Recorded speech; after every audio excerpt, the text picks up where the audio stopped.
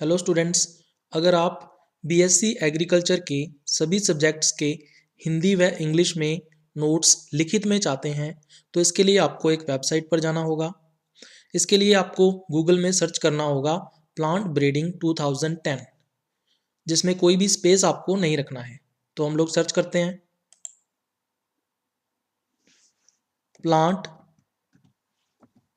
Breeding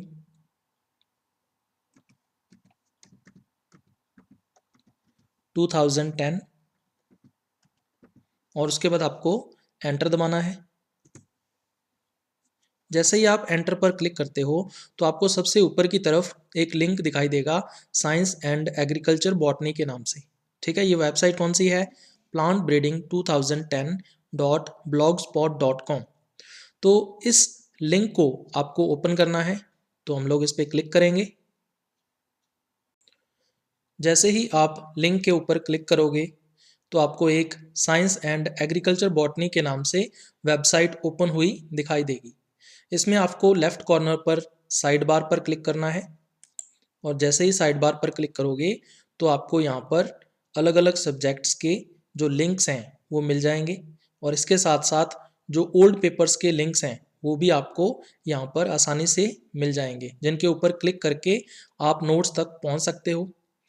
जो subjects यहाँ पर मेंशन नहीं हैं वो आने वाले टाइम में यहाँ पर ऐड कर दिए जाएंगे। जेनेटिक्स का नेक्स्ट लेक्चर है प्रोबेबिलिटी एंड काई स्क्वायर, प्रायिकता व काई वर्ग।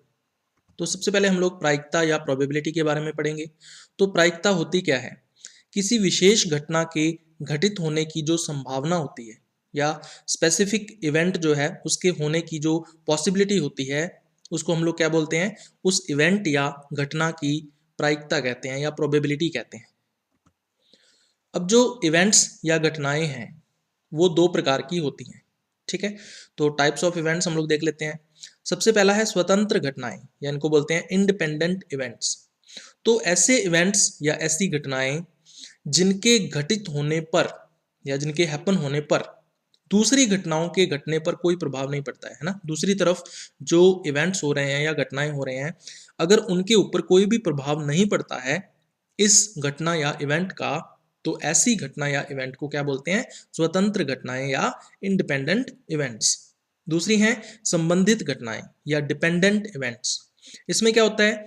जब ये घटनाएं घटित होती हैं, ठीक है, जब ये इवेंट्स हैपन होते हैं तो उस टाइम पर जो दूसरी तरफ कोई घटना घट रही होती है या कोई इवेंट हो रहा होता है, हैपन हो रहा होता है, उसके ऊपर इसका इफेक्ट या प्रभाव जरूर पड़ता है। ठीक है, तो इसको क्या बोलते हैं हम लोग? संबंधित घटनाएं या रिलेटेड या डिपेंडेंट इवेंट्स। उसके बाद नियम या रूल्स की बात कर लेते हैं। तो प्रोबेबिलिटी के अंदर हम लोग दो मेन रूल्स का यूज करते हैं। सबसे पहला है रूल ऑफ एडिशन यानी जोड़ का नियम। तो इसमें क्या होता है? यदि हम किसी एक घटना के, है ना, कोई एक इवेंट है उसके दो या अधिक भिन्न तरीकों से होने की संभावना निकालनी चाहते हैं, ठीक है, वो दो अलग अलग तरीकों से, दो या अधिक अलग अलग तरीकों से या वेज के अंदर होने की अगर अपने पॉसिबिलिटी या संभावना निकालना चाहते हैं तो उसके लिए हम लोग प्रायिकताओं को जोड़ दिया जाता है। ठीक है, जो अलग अलग तरीकों से घटना घट रही है उनकी जो प्रायिकता होती है उनको टोटल ग्रांड टोटल कर देते हैं, जोड़ देते हैं। ठीक है, इसकी पहचान क्या होती है? इसकी पहचान होती है या। तो अगर किसी क्वेश्चन के अंदर या आता है तो इसका मतलब हमें प्रायिकताओं को जोड़ना है। इसको हम लोग उदाहरण से समझते हैं। मोनोहाइब्रिड क्रॉस या एकल संकर संकरण के बारे में आप सभी जानते हो। तो इसमें जब F2PD बनती है तो उसमें लंबे और बौने दो तरह के पौधे आते हैं। तो ये पूछ रहा है कि सभी लंबे पौधे आने की प्रायिकता क्या होगी। ठीक है, तो वो हमें निकालनी है। अब हमें पता है कि जो लंबे पौधे हैं वो तीन प्रकार के जीन प्रारूप से आ सकते हैं। पहला है कैपिटल टी, पौधे लंबे होंगे, या फिर कैपिटल टी स्मॉल टी, ये भी पौधे लंबे होंगे, या फिर स्मॉल टी कैपिटल टी, ये भी पौधे क्या होंगे? लंबे होंगे। तो अब यहाँ पे देखो या आ रहा है। ठीक है, तो अब हम क्या करेंगे? इनकी प्रायिकता को ऐड कर देंगे या जोड़ देंगे। तो कैपिटल टी जो है इसकी प्रायिकता क्या होगी? 1/4, कैपिटल टी स्मॉल टी की 1/4 और स्मॉल टी कैपिटल टी की 1/4। तो इनको ऐड कर देंगे, जोड़ कर देंगे और जो प्रोबेबिलिटी है लंबे पौधों की या टॉल प्लांट्स की वो क्या आ जाएगी? 3/4 या 3/4। दूसरा नियम है रूल ऑफ मल्टीप्लिकेशन यानी गुणा का नियम इसको बोल देते हैं। यदि दो या अधिक यानी टू और मोर जो स्वतंत्र घटनाएं हैं या इंडिपेंडेंट इवेंट्स हैं उनके साथ साथ होने की प्रायिकता यानी उनके टुगेदर एक साथ घटित होने की जो प्रायिकता या प्रोबेबिलिटी है अगर हम वो निकालना चाहते हैं तो इसके लिए हम लोग प्रोबेबिलिटीज या प्रायिकताओं का आपस में गुणा कर देते हैं या मल्टीप्लिकेशन कर देते हैं। तो इसकी पहचान क्या होती है, और लिख सकते हैं हिंदी में, या फिर क्वेश्चन के अंदर एंड जो है वो आ सकता है। उदाहरण के लिए अगर अपने बात करें तो द्विसंकर संकरण यानी कि डबल क्रॉस जो हाइब्रिडाइजेशन होता है उसमें जो F2PD होती है उसके अंदर बहुत सारे जीनोटाइप या जीन प्रारूप हमें प्राप्त होते हैं। तो उसमें से capital T small T capital R small R ये जीन प्रारूप आने की जो प्रायिकता है अगर हम वो निकालना चाहते हैं तो कैसे निकालेंगे। तो यहाँ पे देखो capital T small T and capital R small R ये दोनों दोनों के बीच में क्या आ रहा है, एंड या और आ रहा है। तो हम लोग क्या करेंगे भी कैपिटल टी स्मॉल टी की जो प्रोबेबिलिटी होगी प्रायिकता होगी उसको गुणा कर देंगे किसके साथ, कैपिटल आर स्मॉल आर की प्रायिकता के साथ। ठीक है, तो 1/2 गुणा 1/2 कितना आ जाएगा अभी 1/4 इसका आंसर आ जाएगा। उसके बाद हम लोग करेंगे द्विपद प्रसरण या इसको बाइनोमियल एक्सपेंशन भी कहते हैं। तो दो जो स्वतंत्र घटनाएं हैं या दो इंडिपेंडेंट इवेंट्स होते हैं उनके घटित होने की जो प्रायिकता है या उनके हैपन होने की जो प्रोबेबिलिटी है उसको निम्न प्रकार से हम लोग लिख सकते हैं बाइनोमियल एक्सपेंशन के द्वारा, a² + b² + 2ab। ठीक है, अब अगर हम टोटल प्रोबेबिलिटी देखें जो जो इंडिपेंडेंट इवेंट्स हैं या स्वतंत्र घटनाएं हैं उनके साथ साथ होने की या टुगेदर हैपन होने की जो टोटल प्रोबेबिलिटी है या कुल प्रायिकता है वो 1 होती है। ठीक है, तो ये जो इक्वेशन हमने ऊपर देखी इसको इस प्रकार से भी लिख सकते हैं a + b का whole square is equal to a² + b² + 2ab is equal to क्या होगा 1 होगा, क्योंकि कुल प्रायिकता या टोटल प्रोबेबिलिटी क्या है 1 है या 1 है। अब द्विपद प्रसरण के नियम या रूल्स ऑफ बाइनोमियल एक्सपेंशन हम लोग देख लेते हैं। तो इसमें 3 मेन नियम आते हैं अभी। सबसे पहला है घात या पावर। ठीक है, तो इसमें a + b की होल पावर है n। ठीक है, यहाँ पे n क्या है, n यहाँ पे है नंबर ऑफ इंडिपेंडेंट इवेंट्स, स्वतंत्र घटनाओं की संख्या, यानी जितनी स्वतंत्र घटनाएं हो रही हैं 2 3 4 5 कितनी भी हो सकती हैं तो वो n से प्रदर्शित किया जाएगा। तो n क्या है, घात या पावर होती है a + b की होल पावर n। उसके बाद आता है कुल पद या टोटल टर्म्स कितनी होती हैं। तो टोटल नंबर ऑफ टर्म्स या कुल पदों की संख्या जो है वो n+1 से दर्शाई जाती है।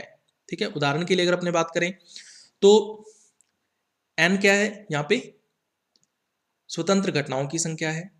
स्वतंत्र घटनाओं की संख्या हमें पता चल गई। अब हम चाहते हैं कि टोटल नंबर ऑफ टर्म्स या जो इक्वेशन बनेगी या समीकरण बनेगी उसमें कुल पदों की संख्या कितनी होगी। तो हमें 1 जोड़ देना है n के अंदर n+1, तो ये कुल पदों की संख्या हो जाएगी। ठीक है, जैसे मान लीजिए हमारे पास दो स्वतंत्र घटनाएं हो रही हैं। ठीक है, दो इंडिपेंडेंट इवेंट्स हो रहे हैं तो पदों की संख्या कितनी आ जाएगी n+1 यानी 2+1 कितनी हो जाएगी 3 हो जाएगी। तो एग्जांपल आप देख सकते हो a² + 2ab + b²। ठीक है, यहाँ पे a + b का होल स्क्वायर हो जाएगा और इसको जब हम सॉल्व करेंगे तो a² + 2ab + b² आ जाएगा। तो ये 3 अलग अलग क्या हैं, टर्म्स हैं या पद हैं। इसको टर्म 1 या पद 1 बोलते हैं, इसको टर्म 2 या पद 2 बोलते हैं और इसको टर्म 3 या पद 3 बोलते हैं। तो 3 पद या 3 टर्म्स हैं इसके अंदर। तो इस प्रकार टोटल नंबर ऑफ जो टर्म्स हैं या कुल पदों की संख्या जो है वो इक्वेशन या समीकरण के अंदर हम लोग निकाल सकते हैं। तीसरा नियम आता है द्विपद प्रसरण, यानी कि जो बाइनोमियल एक्सपेंशन है उसके प्रत्येक पद में उसकी जो हर एक टर्म होती है ईच टर्म में a व b दोनों होते हैं। ठीक है, a और b जो है वो ये कहता है कि दोनों होते हैं।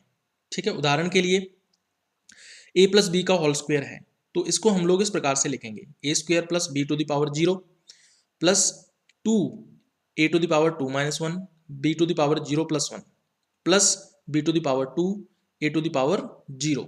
अब आप क्या देख रहे हो, जैसे जैसे हम लोग बाइनोमियल एक्सपेंशन या द्विपद प्रसरण में आगे की ओर बढ़ते हैं वैसे वैसे जो a की पावर है वो डिक्रीज हो रही है। कैसे डिक्रीज हो रही है, देखो यहाँ पे क्या है a की पावर 2 है, दूसरे पद में देखो a की पावर कितनी हो गई 2 - 1 यानी 1 रह जाएगी। तीसरे पद में देखो a की पावर कितनी रह गई 0 रह गई। तो इस प्रकार से a की पावर क्या हो रही है, कम हो रही है या डिक्रीज हो रही है। जबकि दूसरी तरफ जो b की पावर होती है, पावर ऑफ b, वो इंक्रीज होती है यानी कि बढ़ती है। तो पहले पद में देखो b की पावर क्या है 0 है, दूसरे पद में b की पावर 0 + 1 1 हो गई। तीसरे पद में b की पावर क्या होगी, 2 होगी। तो ये भी एक नियम या रूल है बाइनोमियल एक्सपेंशन का। उसके बाद फिर हम लोग देखते हैं पास्कल त्रिकोण या पास्कल ट्रायंगल इसको बोलते हैं। तो इसका जो उपयोग है वो बाइनोमियल एक्सपेंशन के एक्सप्रेशन के लिए या इसको अभिव्यक्त करने के लिए किया जाता है। द्विपद प्रसरण का जो प्रत्येक पद होता है, ठीक है, जो बाइनोमियल एक्सपेंशन का हर एक टर्म होता है उसके साथ एक गुणांक होता है, ठीक है, उसके साथ एक फैक्टर होता है, ठीक है। और पास्कल त्रिकोण की सहायता से या पास्कल ट्रायंगल की हेल्प से हम लोग इस गुणांक या इस फैक्टर को ज्ञात कर सकते हैं, ठीक है। तो नीचे इक्वेशन दी हुई है a plus B to the power क्या दे रखी है, होल n। इसको जब हम सॉल्व करेंगे तो क्या आएगा, is equal to a to the power n हो जाएगा plus a to the power, अब a की जो पावर है वो घटाते जाना है और b की पावर को बढ़ाते जाना है।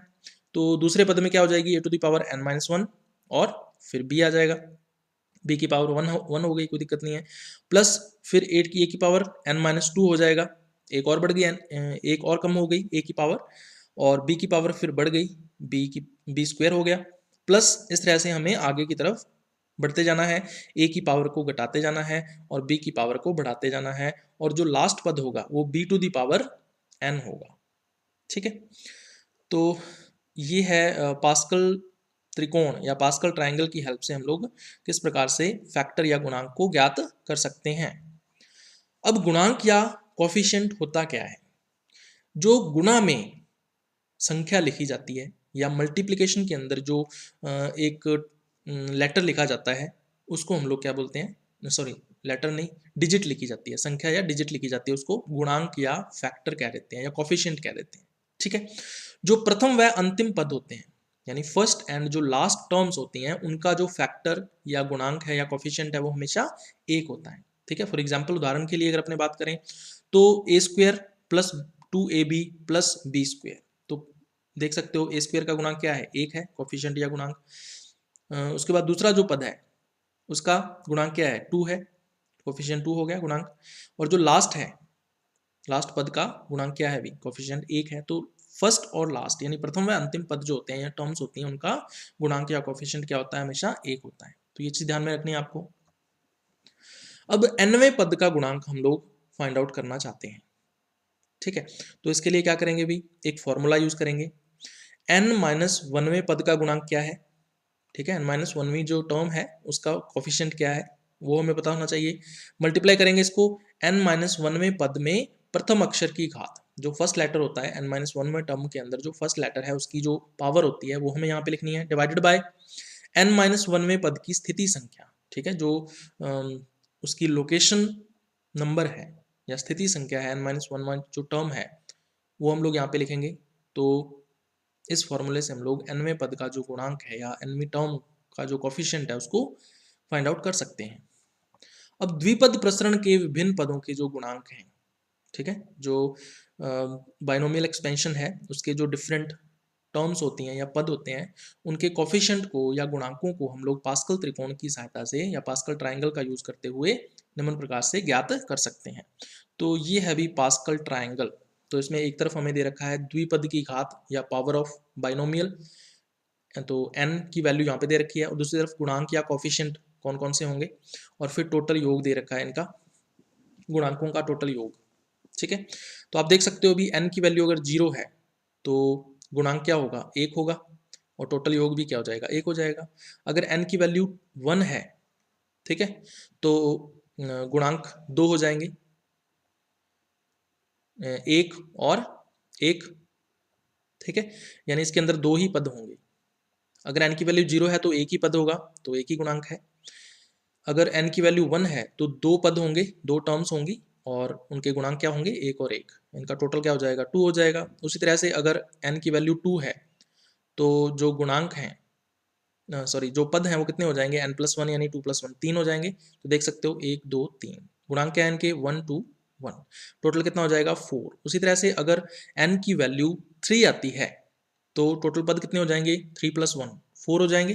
तो देखो 1 2 3 और 4, उनके गुणांक क्या हो जाएंगे, 1 3 3 एंड 1, इनका टोटल क्या हो जाएगा, 8 हो जाएगा, ठीक है। इस तरह से जैसे जैसे n की वैल्यू आगे बढ़ती जाती है वैसे वैसे जो पदों की संख्या है या टर्म्स का नंबर है वो भी इंक्रीज होता जाता है, और साथ में जो इनके कोफिशिएंट हैं या गुणांक हैं उनकी भी अलग अलग वैल्यूज जो है वो आती जाती है, और इनका टोटल जो है या योग जो है वो भी आगे बढ़ता जाता है या इंक्रीज होता जाता है। तो इस प्रकार से एक ट्राइंगल शेप बन जाती है या एक त्रिभुज का आकार बन जाता है या आकृति बन जाती है।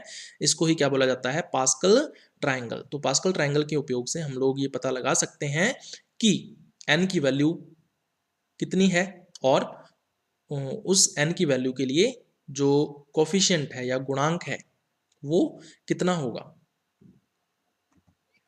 उसके बाद प्रायिकता के प्रकार या टाइप्स ऑफ प्रोबेबिलिटी की हम लोग बात करते हैं। तो ये दो प्रकार की होती है। अभी सबसे पहला है एम्पिरिकल प्रोबेबिलिटी।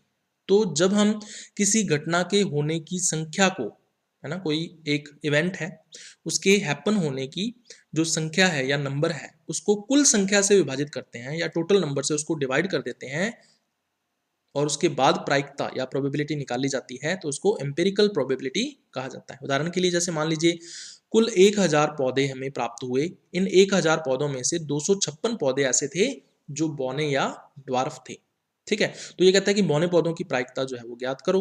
तो प्रोबेबिलिटी या प्रायिकता हम लोग कैसे निकालेंगे?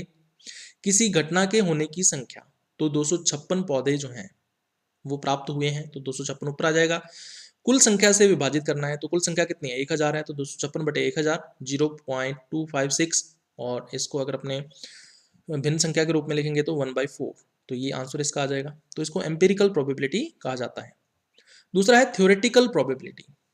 ये हम कैसे निकालते हैं? अभी नियमों को अपनाते हुए। तो जो भी प्रोबेबिलिटी के नियम हैं या प्रायिकता के नियम होते हैं उनको अपनाते हुए अगर हम प्रायिकता या प्रोबेबिलिटी निकालते हैं तो इसको थ्योरेटिकल प्रोबेबिलिटी कहा जाता है। उदाहरण के लिए मान लीजिए कुल 1000 पौधे हमें प्राप्त हुए और 1000 पौधों में से 256 पौधे बौने प्राप्त हुए हैं, तो बौने पौधों की जो प्रायिकता है या ड्वार्फ प्लांट्स की जो प्रोबेबिलिटी है वो हमें ज्ञात करनी है। तो इसको हम लोग नियमों को अपनाते हुए ज्ञात करेंगे।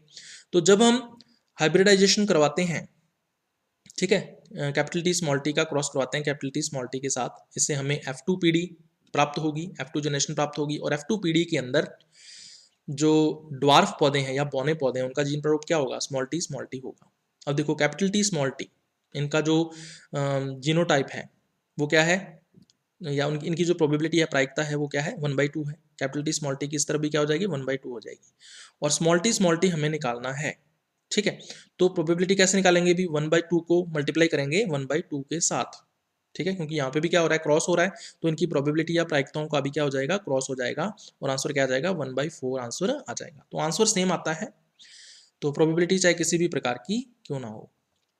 उसके बाद प्रायिकता का मान या वैल्यू ऑफ प्रोबेबिलिटी। तो मैंने आपको बताया था कि मैक्सिमम जो वैल्यू होती है या मान होता है प्रायिकता का वो 1 होता है। तो ये 0 से लेके 1 तक हो सकता है। अगर 0 आता है तो इसका मतलब 0% प्रोबेबिलिटी है या प्रायिकता 0% है। अगर 0.5 आता है तो उसका मतलब 50% या 50% प्रोबेबिलिटी या प्रायिकता है, और अगर 1 आता है तो उसका मतलब 100% प्रोबेबिलिटी या प्रायिकता है, 100%। उसके बाद हम लोग करेंगे संकरण व प्रायिकता या हाइब्रिडाइजेशन एंड प्रोबेबिलिटी। तो जब हम मोनोहाइब्रिड क्रॉस करवाते हैं या एकल संकर संकरण करवाते हैं तो उस टाइम पे F2PD अगर हमें प्राप्त करनी है तो F1PD जो प्राप्त होती है उसके अंदर सेल्फिंग करवाई जाती है या स्व क्रॉस करवाया जाता है। तो आप लोग देख सकते हो कैपिटल टी स्मॉल टी का क्रॉस करवाया गया है कैपिटल टी स्मॉल टी के साथ, तो इसको सेल्फ क्रॉस या स्वपरागण कह देते हैं। तो हमें F2PD या F2 जनरेशन प्राप्त होती है जिसमें हम लोग चेकर बोर्ड बनाते हैं। Capital T small T, capital T small T, ये इनके गैमेट्स या युग्मक हो जाएंगे, और बॉक्सेस के अंदर हमें जो जीनोटाइप या जीन प्रारूप हैं अलग अलग पौधों के वो प्राप्त होंगे।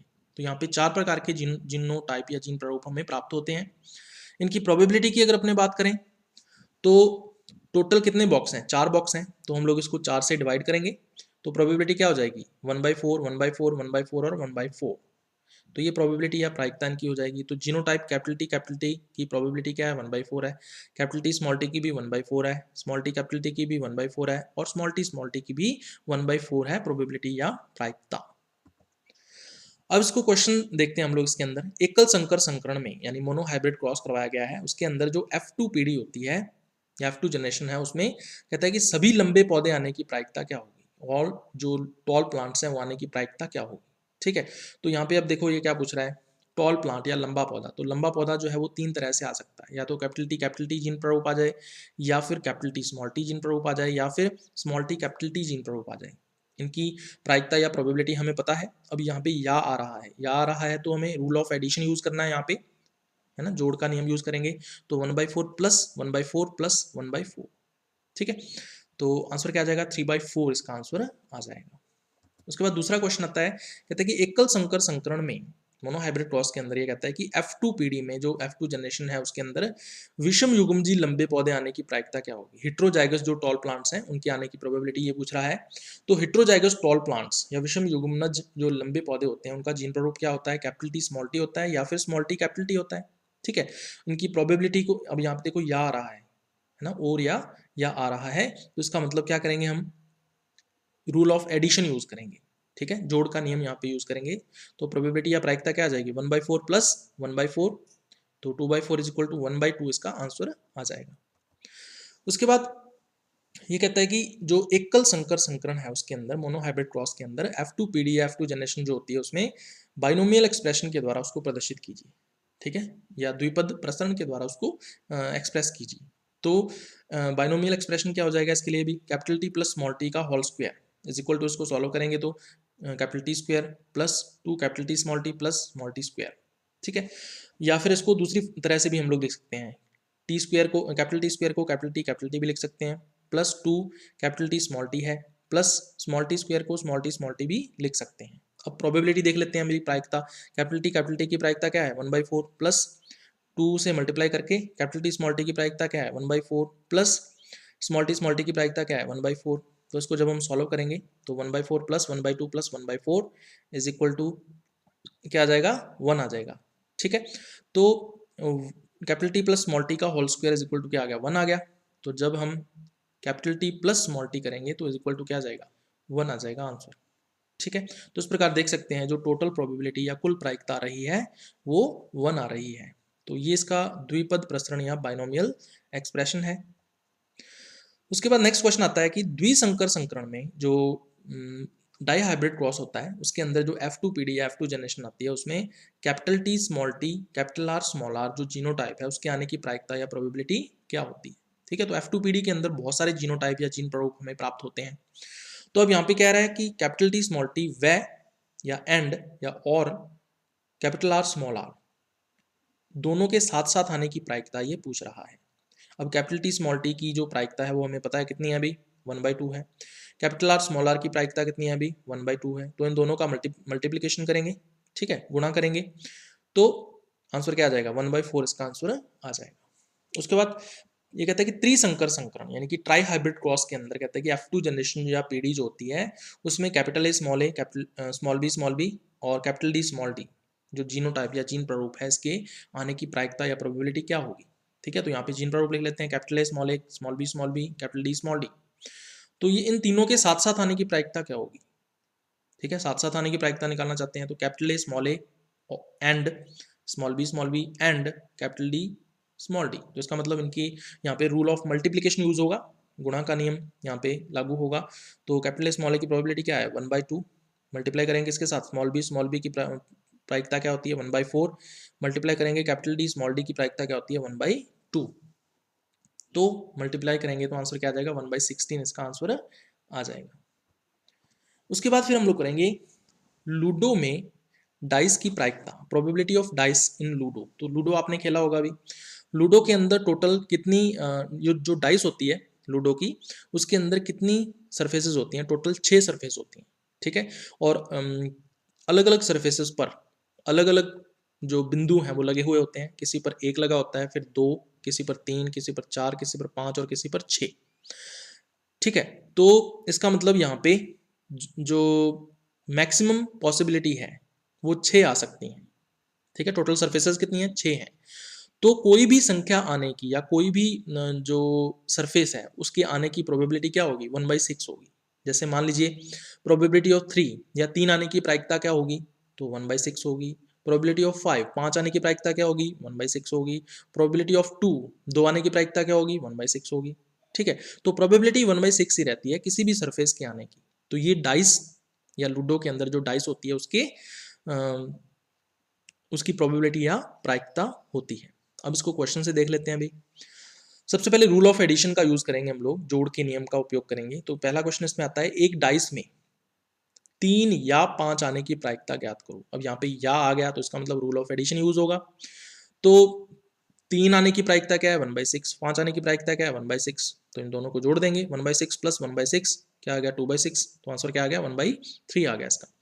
दूसरा क्वेश्चन है, एक डाइस को उछालने पर 2 या 1 या 6 आने की प्रायिकता ज्ञात करो। अब यहाँ पे या आ गया, इसका मतलब रूल ऑफ एडिशन यूज होगा। यहाँ पे 2 आने की प्रायिकता क्या है, 1/6। 1 आने की प्रायिकता क्या है, 1/6। 6 आने की प्रायिकता क्या है, 1/6। तो इनको जोड़ देंगे, 1/6 प्लस 1/6 प्लस 1/6 तो इज इक्वल टू 3/6। तो आंसर क्या आ जाएगा, 1/2 इसका आंसर आ जाएगा। उसके बाद फिर रूल ऑफ मल्टीप्लीकेशन या गुणा का नियम जो है वो हम लोग इसमें यूज करेंगे। तो इसमें सबसे पहला क्वेश्चन आता है, 2 डाइसों को एक बार उछालने पर, ठीक है, 2 अलग अलग डाइसें हैं, उनको एक बार उछाला जाता है, दोनों में 4 आने की प्रायिकता क्या होगी। अब यहाँ पे दोनों में साथ साथ 4 आने चाहिए, 4 आने या 4 वाली सरफेस जो है वो आनी चाहिए, ठीक है। तो अब यहाँ पे एंड आ रहा है, ठीक है, और आ रहा है, तो इसका मतलब मल्टीप्लीकेशन या गुणा का नियम यूज होगा। तो 4 आने की प्रायिकता क्या होती है, अभी 1/6 होती है। तो 2 अलग अलग डाइसों की बात हो रही है, तो इसका मतलब 1/6 इंटू 1/6 करेंगे तो 1/36 इसका आंसर आ जाएगा। दूसरे क्वेश्चन में देखो, 2 डाइसों को एक बार उछालने पर एक डाइस में 4 व दूसरी डाइस में 3 आने की प्रायिकता क्या होगी, ठीक है। तो 2 डाइसों को उछाला जाता है, वह आ गया, यहाँ पे एंड आ गया, तो इसका मतलब मल्टीप्लीकेशन होगा। तो 4 आने की प्रायिकता क्या होती है, 1/6। 3 आने की प्रायिकता क्या होती है, 1/6। तो इनका मल्टीप्लीकेशन या गुणा हो जाएगा, तो 1/6 multiply by 1/6 is equal to क्या आ जाएगा, 1/36 इसका आंसर आ जाएगा, जो प्रोबेबिलिटी या इसकी प्रायिकता है। उसके बाद नेक्स्ट हम लोग करेंगे, किसी संयोजन की प्रायिकता ज्ञात करने के लिए सूत्र, है ना, कोई भी कॉम्बिनेशन है उसकी प्रोबेबिलिटी को हम लोग फाइंड आउट करना चाहते हैं, तो उसके लिए एक फॉर्मूला है, capital P is equal to, उसके बाद ब्रैकेट के अंदर है n factorial divided by s factorial multiply by capital T factorial, ठीक है। उसके बाद मल्टीप्लीकेशन है, उसके बाद p की पावर s है और q की पावर t है। तो ये एक फॉर्मूला है जिसके अंदर कैपिटल P यहाँ पे दे रखा है प्रोबेबिलिटी या प्रायिकता, कैपिटल N यहाँ पे दे रखा है total number of independent events या स्वतंत्र घटनाओं की कुल संख्या, उसके बाद कैपिटल S यहाँ पे दे रखा है नंबर ऑफ वन इवेंट या एक घटना की संख्या, कैपिटल T यहाँ पे दे रखा है नंबर ऑफ सेकंड इवेंट या दूसरी घटना की संख्या, और स्मॉल p यहाँ पे दे रखा है प्रोबेबिलिटी ऑफ वन इवेंट या एक घटना की प्रायिकता। अब इस फॉर्मूले का उपयोग करते हुए हम एक क्वेश्चन को सॉल्व करेंगे। तो ये क्वेश्चन यहाँ पे दे रखा है, एक सिक्के को कहता है कि 6 बार उछाला गया ऊपर की तरफ, इस सिक्के की 3 बार हेड व 3 बार टेल आने की जो प्रायिकता या प्रोबेबिलिटी है वो हमें फाइंड आउट करनी है। तो यहाँ पे देखो n कितना दे रखा है, 6 दे रखा है ना, टोटल नंबर 6 दे रखा है, 6 बार उछाला गया। s 3 दे रखा है, ठीक है, 3 बार हेड आ जाए तो s 3 हो गया, 3 बार टेल आएगी तो t कैपिटल T क्या हो जाएगा, 3 हो गया।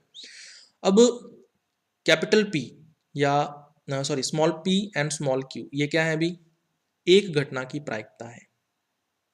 तो एक सिक्के के अंदर 2 सरफेसेस होती हैं, तो किसी भी सरफेस के आने की प्रायिकता क्या होगी, 1/2 होगी। तो यहाँ पे स्मॉल p भी 1/2 हो गया और स्मॉल q भी 1/2 हो गया। अब इसको फॉर्मूले के अंदर हम लोग अप्लाई कर लेते हैं। तो capital P is equal to क्या हो जाएगा, 6 factorial divided by 3 factorial into 3 factorial, multiply करना है 1/2 टू द पावर 3 हो जाएगा और 1/2 टू द पावर फिर से 3 हो जाएगा। इसको सॉल्व करेंगे हम लोग। 6 फैक्टोरियल का मतलब क्या होता है, 6 को हमें 1 तक मल्टीप्लाई करना है एक दूसरे से, तो 6 into 5 into 4 into 3 into 2 into 1।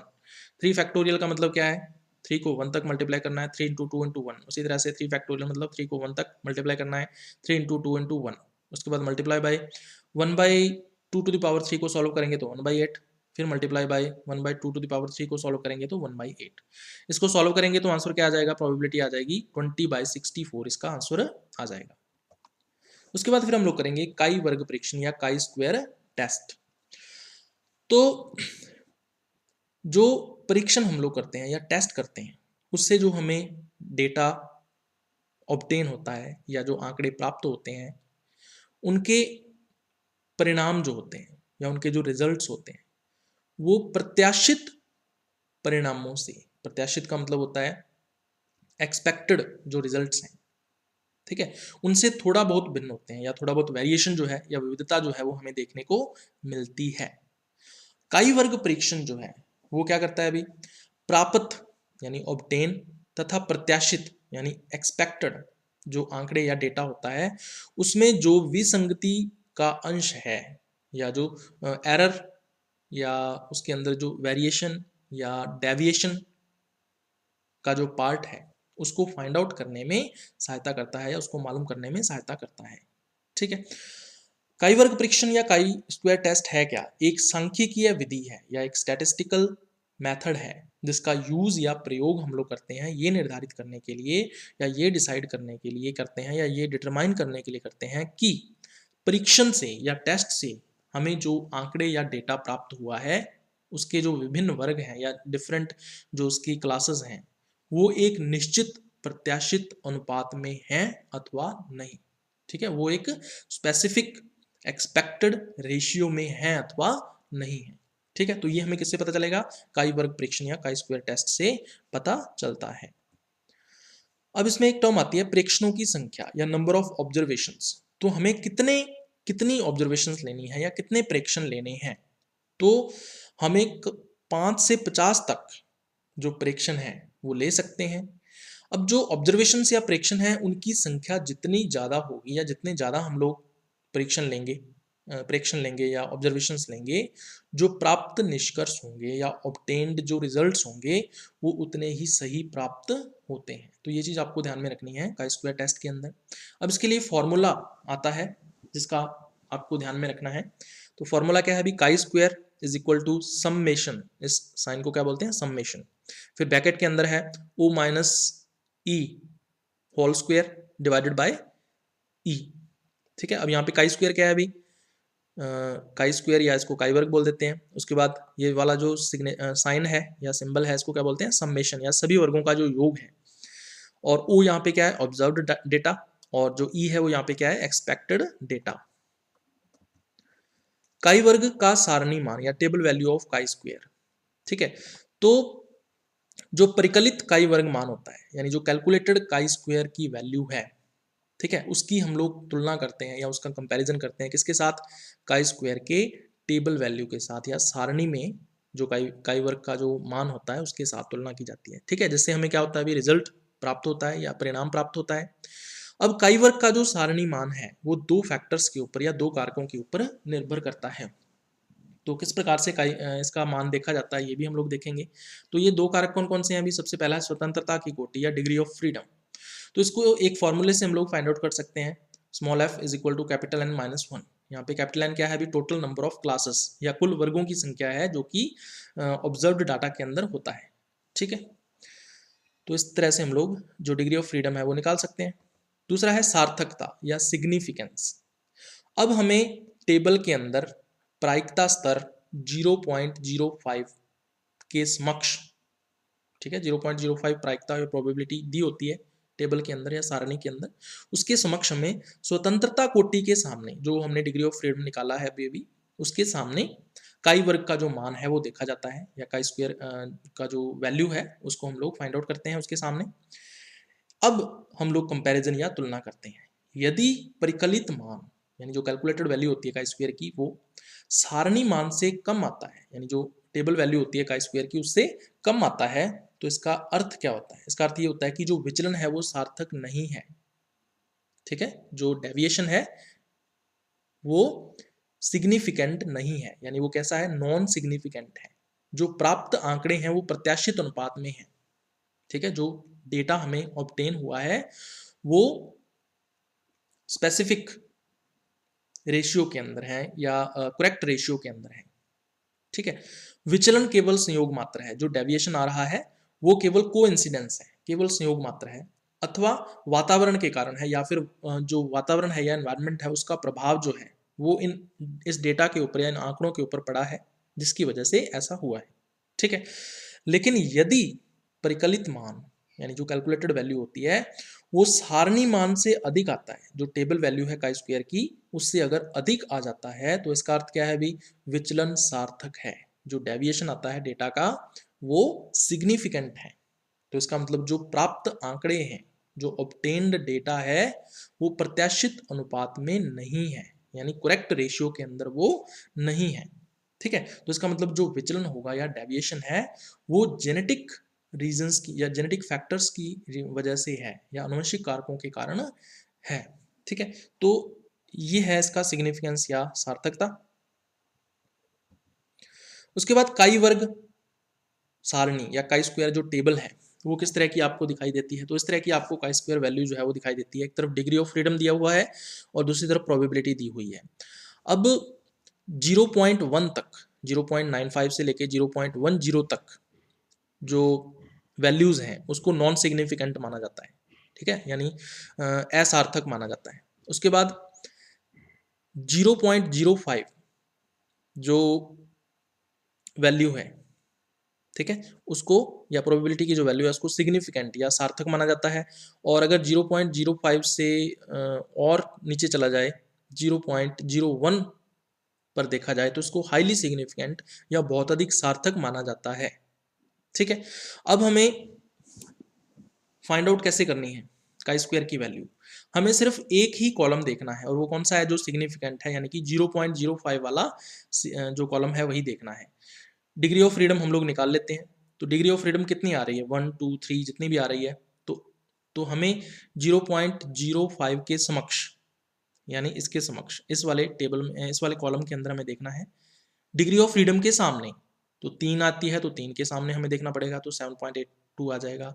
4 आती है तो 4 के सामने हमें देखना पड़ेगा, 9.49 आता है ना। अगर डिग्री ऑफ फ्रीडम 1 आ रहा है तो 1 के सामने देखना पड़ेगा, 3.84 आ रहा है यहाँ पे, है ना। तो इस प्रकार से टेबल वैल्यू जब भी हम लोग देखेंगे तो 0.05 के कॉलम में डिग्री ऑफ फ्रीडम के सामने हम लोग जो टेबल वैल्यू है काई स्क्वायर की वो देखते हैं या फाइंड आउट करते हैं। यहाँ पे P 0.05 का क्या मतलब होता है, इसका मतलब यह है कि 5% प्रयोगों में या 5% जो एक्सपेरिमेंट्स होते हैं उसमें जो कैलकुलेटेड काई स्क्वायर वैल्यू होती है या परिकलित काई वर्ग का जो मान होता है वो सारणी मान से यानी कि काई स्क्वायर की टेबल वैल्यू से अधिक या मोर संयोगवश हो सकता है या कोइंसिडेंस हो सकता है। लेकिन यदि 5% से अधिक प्रयोगों में या 5% से मोर एक्सपेरिमेंट्स के अंदर ऐसा होता है तो विचलन संयोगवश न होकर, इसका मतलब जो डेविएशन है वो कोइंसिडेंस न होकर किन्हीं अन्य कारणों से होता है ना, कोई अदर रीजंस जो है वो उसके हो सकते हैं। ठीक है, तो ये मतलब होता है P 0.05 का। P का मतलब यहाँ पे प्रोबेबिलिटी से है। उसके बाद एक टर्म आती है निराकरणीय परिकल्पना या नल हाइपोथेसिस। तो ये आप स्टैटिस्टिक्स पढ़ते हो उसके अंदर भी आता है। तो काई वर्ग परीक्षण जब हम करते हैं या काई स्क्वायर टेस्ट जब हम करते हैं तो सबसे पहले ये हम लोग मान लेते हैं या ये सुपोज कर लेते हैं कि जो प्राप्त आंकड़े हैं या जो ऑब्टेन्ड डेटा है वो प्रत्याशित अनुपात में है, यानी कि वो करेक्ट रेशियो के अंदर है। ठीक है, और जो विचलन थोड़ा बहुत आ रहा है या डेविएशन जो आ रहा है थोड़ा बहुत, वो केवल संयोग मात्र है या वो केवल एक कोइंसिडेंस है। ठीक है, या अथवा वातावरण के कारण है या एनवायरनमेंट का उसके ऊपर कोई थोड़ा बहुत प्रभाव पड़ रहा है। तो इसमें हम लोग ये मान लेते हैं, इसको नल हाइपोथेसिस कहते हैं या निराकरणीय परिकल्पना कहते हैं। उसके बाद फिर हम क्या करते हैं, अभी यदि परिकलित मान यानी कि जो कैलकुलेटेड वैल्यू होती है वो सारणी मान यानी टेबल वैल्यू से कम आती है, ठीक है, तो इसका मतलब क्या होगा, अभी निराकरणीय परिकल्पना सही होती है, जो नल हाइपोथेसिस है उसको करेक्ट माना जाता है। और यदि परिकलित मान या कैलकुलेटेड वैल्यू सारणी मान यानी टेबल वैल्यू से अधिक आता है, मोर आता है, तो निराकरणीय परिकल्पना गलत होती है, यानी कि जो नल हाइपोथेसिस है वो रॉन्ग होती है। ठीक है, तो इसी प्रकार से हम लोग रिजल्ट जो है वो लिखते हैं जो काई स्क्वायर टेस्ट के क्वेश्चंस होते हैं उनके अंदर। तो 2 क्वेश्चन हम लोग यहाँ पे करने वाले हैं। सबसे पहला क्वेश्चन हमें दे रखा है, मटर के एक लंबे पौधे का बौने पौधे के साथ क्रॉस करने पर, ठीक है, जो गार्डन पी है उसके अंदर एक टॉल प्लांट है उसका क्रॉस करवाया गया एक ड्वार्फ प्लांट के साथ और F1 संतति हमें प्राप्त हुई। तो F1 प्रोजेनी जो हमें मिली उसके सभी पौधे कैसे थे, लंबे थे, या ऑल प्लांट्स कैसे थे, टॉल थे। लेकिन जब F2 पीढ़ी प्राप्त की गई सेल्फिंग या स्वपरागन के द्वारा तो उसमें 787 पौधे यानी 787 प्लांट्स हमें टॉल या लंबे प्राप्त हुए और 277 यानी 277 पौधे हमें बौने या ड्वार्फ प्राप्त हुए।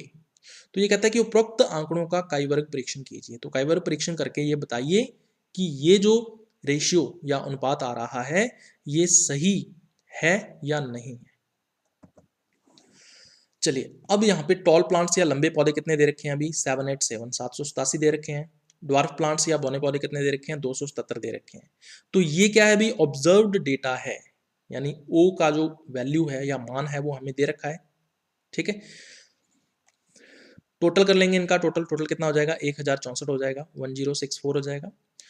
हमें पता है कि जब मोनोहाइब्रिड क्रॉस या एकल संकर संकरण होता है तो उसके अंदर जो लक्षण प्रारूप अनुपात आता है F2PD के अंदर वो कितना आता है 3:1 आता है।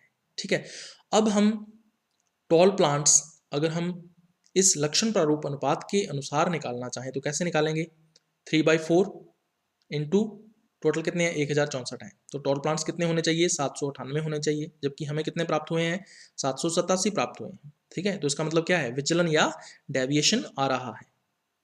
उसी तरह से ड्वार्फ प्लांट्स या बौने पौधे हम लोग निकालना चाहते हैं तो 1/4 इंटू 1064 हो जाएगा, 1064 से मल्टीप्लाई करेंगे 1/4 को, और 266 पौधे जो हैं वो ड्वार्फ या बौने प्राप्त होने चाहिए, जबकि कितने प्राप्त हो रहे हैं 277 प्राप्त हो रहे हैं। तो इसका मतलब ये डेविएशन या विचलन आ रहा है। तो काई स्क्वायर टेस्ट या परीक्षण के द्वारा हम लोग ये बताएंगे कि ये जो विचलन या डेविएशन आ रहा है ये केवल वातावरण के प्रभाव की वजह से है, एनवायरमेंटल इफेक्ट के कारण है, या फिर जेनेटिक रीजंस या अनुवंशिक कारणों की वजह से ये डेविएशन या विचलन आ रहा है। ठीक है, तो ये जो हमने 798 और 266 वैल्यूज या मान निकाले हैं इनको क्या बोलते हैं एक्सपेक्टेड डाटा, यानी ई हो जाएगा ये। ठीक है, चलिए अब हम एक टेबल या सारणी बनाएंगे। तो इसमें सबसे पहला कॉलम आता है फिनोटाइप का या लक्षण प्रारूप का। तो इसमें सबसे पहले टॉल प्लांट्स या लंबे पौधे, तो लंबे पौधों के लिए ओ की जो वैल्यू है वो कितनी है 787 है, ई की वैल्यू कितनी है 798 है। ओ माइनस ई करेंगे तो 787 माइनस 798 करेंगे तो -11 आ जाएगा। ओ माइनस ई का होल स्क्वायर करेंगे तो -11 का होल स्क्वायर कर देंगे तो 121 आ जाएगा। और ओ माइनस ई की होल स्क्वायर डिवाइडेड बाई ई से इसको भाग दे देंगे तो 121 डिवाइडेड बाय 798। उसी तरह से ड्वार्फ प्लांट्स या बौने पौधों के लिए अगर अपने बात करें तो इसके लिए ओ की वैल्यू कितनी है 277 है, ई की वैल्यू कितनी है 266 है। ओ माइनस ई करेंगे तो 277 माइनस 266 प्लस 11 आ जाएगा। ओ माइनस ई का होल स्क्वायर करेंगे तो प्लस 11 का होल स्क्वायर 121 आ जाएगा। ओ माइनस ई का होल स्क्वायर डिवाइडेड बाय ई करेंगे तो 121 को 266 से भाग दे देंगे। ठीक है, अब हम जो हमारा फॉर्मूला है काई स्क्वायर का वो यूज करेंगे।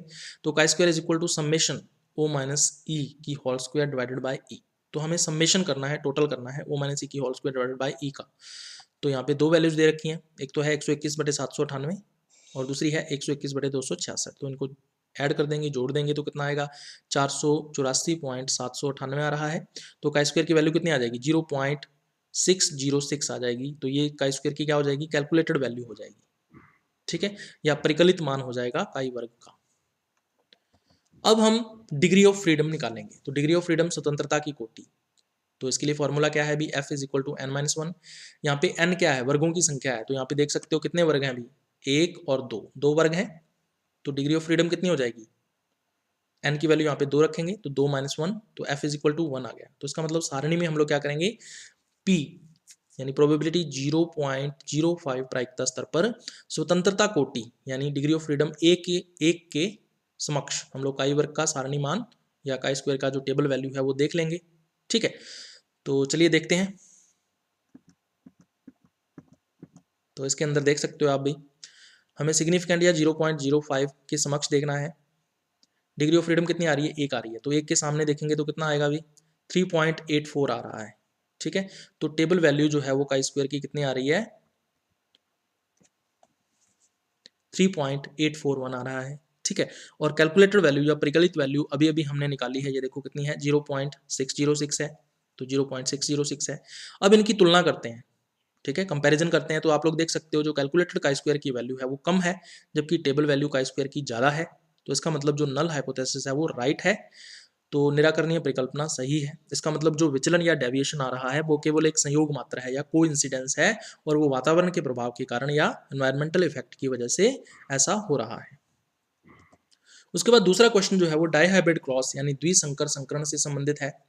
तो आप देख सकते हो भी क्वेश्चन 2 इसमें दे रखा है मटर में, है ना, गार्डन पी के अंदर कहता है कि जब एक गोल पीले बीज वाली जाति का, है ना, राउंड एंड येलो सीड्स वाली स्पीसीज का क्रॉस करवाया जाता है किसके साथ, सिकुड़े हुए हरे बीज वाली जाति से, ठीक है, यानी रिंकल्ड ग्रीन सीड वाली जो स्पीसीज है उसके साथ क्रॉस किया गया, तो F1 पीढ़ी में जो प्लांट्स हमें F1 जनरेशन के अंदर पौधे मिले उसके अंदर गोल पीले बीज थे, ठीक है, राउंड एंड येलो सीड्स थे उसके अंदर। लेकिन जब F2 पीढ़ी यानी सेल्फिंग या स्वपरागन के द्वारा जब F2 पीढ़ी या जनरेशन डेवलप की गई तो हमें निम्न आंकड़े या डेटा जो था वो प्राप्त हुआ।